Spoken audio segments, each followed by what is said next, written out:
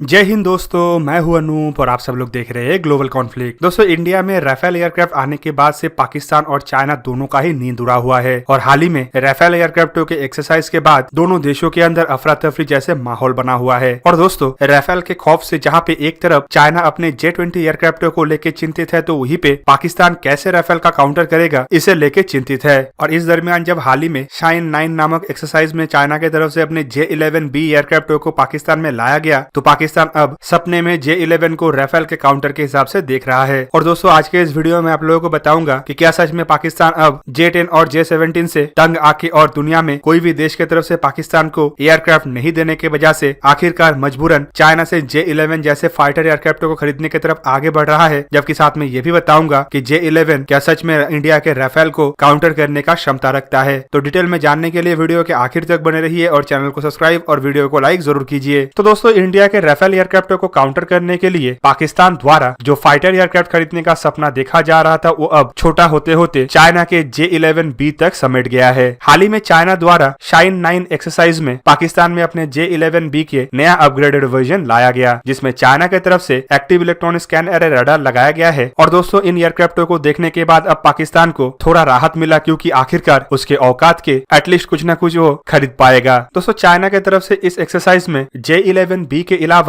J-10C एयरक्राफ्टों को भी लाया गया था। और J-10C एयरक्राफ्टों को लेके भी बीते कुछ महीनों में पाकिस्तान में हुड़दंग मचाया जा रहा है कि पाकिस्तान ये एयरक्राफ्ट को भी खरीदना चाहता है। पर इस एक्सरसाइज में J-11B और J-10 को देखने के बाद पाकिस्तानी एयरफोर्स को भी महसूस हो चुका है कि J-10 तो इंडिया के राफेल के आसपास भी भटक नहीं पाएगा। जबकि दूसरी तरफ J-11B के पास 2 इंजन और थोड़ा ज्यादा थ्रस्ट का इंजन होने की वजह से ये थोड़ा ज्यादा मिसाइल और बॉम्ब्स को कैरी करके उड़ान भर सकता है। दोस्तों, पाकिस्तान की तरफ से दूसरा एयरक्राफ्ट खरीदने के लिए इसीलिए ज्यादा प्रयास चलाया जा रहा है, क्योंकि हाल ही में पाकिस्तानी एयरफोर्स का हालत काफी खस्ता हो चुका है। पाकिस्तानी एयरफोर्स में इस्तेमाल होने वाले F-16 कई सालों से अपग्रेड नहीं हुआ है और मिराज एयरक्राफ्ट रिटायरमेंट के कगार तक आ चुका है। वहीं पे मिराज एयरक्राफ्टों को अपग्रेड करने के लिए पाकिस्तान द्वारा जब फ्रांस का मदद लेने का प्रयास किया गया, तो फ्रांस की तरफ से साफ साफ पाकिस्तान को कोई भी मदद से इनकार कर दिया गया। पाकिस्तान अपने एयरफोर्स के खस्ता हालत को सुधारने के लिए अन्य देशों से भी फाइटर एयरक्राफ्ट खरीदने के लिए प्रयास चला रहा था, लेकिन बीते कई सालों में पाकिस्तान को लगभग हर एक देश से ना ही सुनना पड़ा। इवन पाकिस्तान चाइना के भरोसे जो फाइटर एयरक्राफ्टों का निर्माण कर रहा है, उसे लेके भी पाकिस्तान को ज्यादा कुछ उम्मीद नहीं है। J-17 एयरक्राफ्टों को लेके आप सब लोग पिछले साल कई सारे ऐसे रिपोर्ट सुने होंगे जो एक तरीके से इन एयरक्राफ्टों के प्रॉब्लम का खुलासा करता है। इवन पिछले साल पाकिस्तान में ही कुछ रिपोर्टों में जिक्र किया गया था कि J-17 एयरक्राफ्टों में इतना ज्यादा स्ट्रक्चरल इशू है कि इसे इतना आसानी से सॉल्व करना पॉसिबल नहीं है। इवन इस तरीके का स्ट्रक्चरल इशू और सर्विसेबिलिटी की वजह से लगभग 40% J-17 तो फिलहाल ग्राउंडेड है। और ऐसे मौके में जब इंडिया ताबड़तोड़ अपने एयरफोर्स को मॉडर्नाइज कर रहा है और एक के बाद एक आधुनिक एयरक्राफ्टों को अपने बेड़े में शामिल कर रहा है, तो पाकिस्तान का नींद तो उड़ने ही वाला था। दोस्तों, आपके जानकारी के लिए बता दूं कि पाकिस्तान अपने J-17 को थोड़ा उन्नत करके ब्लॉक 3 के रूप में अपने बेड़े में शामिल करने का जो प्रयास कर रहा है, उसमें भी पाकिस्तान को अभी भी 3 से 4 साल का इंतजार करना पड़ सकता है। जबकि इस साल के अंत या फिर अगले साल के शुरुआती समय तक इंडियन एयरफोर्स को 36 के 36 राफेल एयरक्राफ्ट मिल जाएगा।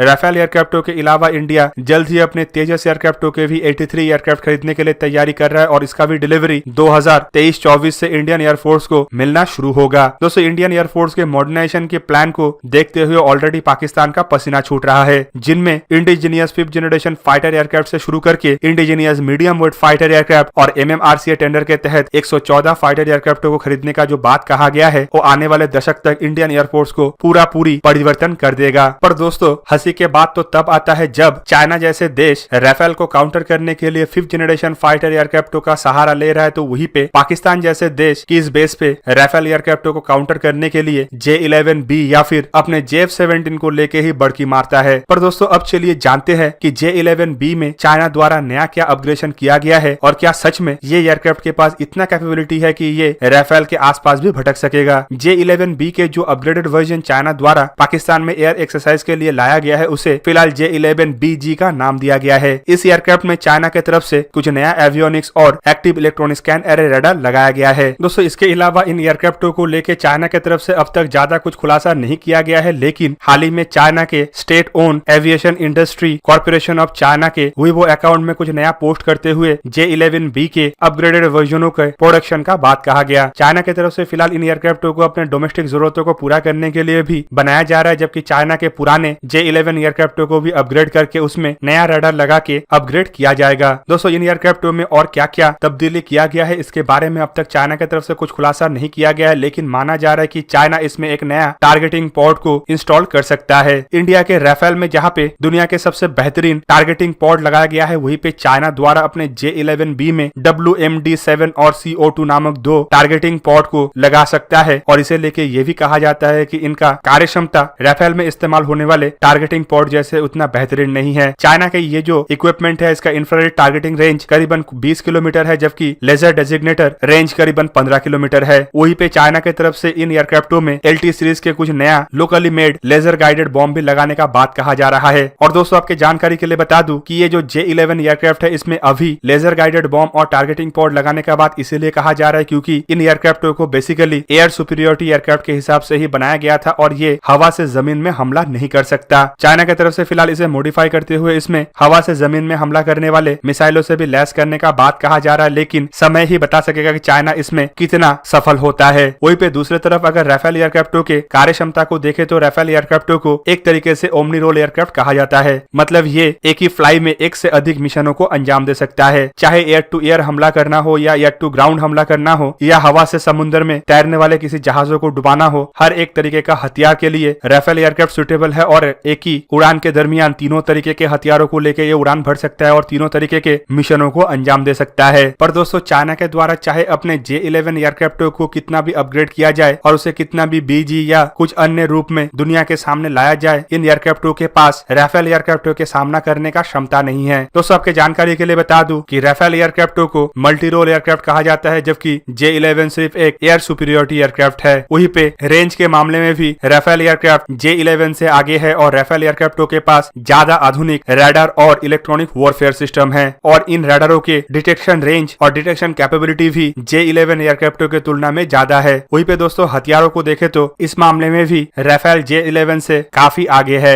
J-11 के पास सिर्फ 10 हार्ड पॉइंट है, जबकि राफेल के पास 14 हार्ड पॉइंट है, जिसके सहारे राफेल एक तरफ जहाँ पे ज्यादा हथियारों को ढो सकता है तो वहीं पे राफेल के हथियार के गुणवत्ता और क्षमता भी J-11 में इस्तेमाल होने वाले हथियारों से काफी आगे है। दोस्तों राफेल के पास मीटियोर जैसे दुनिया के सबसे बेहतरीन मिसाइल है, जबकि चाइना के पास अब तक मीटियोर का तोड़ नहीं है। दूसरी तरफ देखे तो राफेल एयरक्राफ्टों में एयर टू ग्राउंड हमले के लिए भी जिन हथियारों का इस्तेमाल किया जाता है वो भी स्टेल्थ कैपेबिलिटी के है और साथ में खामोशी से दुश्मन का सफाई कर सकता है। पर दोस्तों इन बातों के अलावा भी जो सबसे बड़ा महत्वपूर्ण बात है वो है एयरक्राफ्टों के ऑपरेशनल कैपेबिलिटी और क्या ये एयरक्राफ्टों में से कोई भी एयरक्राफ्ट को रियल टाइम में कोई लड़ाई में इस्तेमाल किया गया। तो दोस्तों आपके जानकारी के लिए बता दूं कि राफेल अब तक कई लड़ाई का हिस्सा बन चुका है और हर एक जगह में अपने बाखूबी प्रदर्शन किया है, लेकिन चाइना का कोई भी एयरक्राफ्ट अब तक कोई भी लड़ाई में एक्टिवली पार्टिसिपेट नहीं किया है और इसी वजह से चाइना के एयरक्राफ्टों के पास कॉम्बैट कैपेबिलिटी बिल्कुल भी नहीं है और रियल लड़ाई में किस तरीके से ये एयरक्राफ्ट काम करेगा उसका सिर्फ अंदाजा ही लगाया जा सकता है। तो दोस्तों ये था आज का वीडियो। अगर आपको वीडियो अच्छा लगा तो इसे लाइक कीजिए और मेरे चैनल को सब्सक्राइब कीजिए और साथ में बना हुआ बेल आइकन को भी प्रेस कर दीजिए ताकि आप मेरा वीडियो देख पाए सबसे पहले। जय हिंद।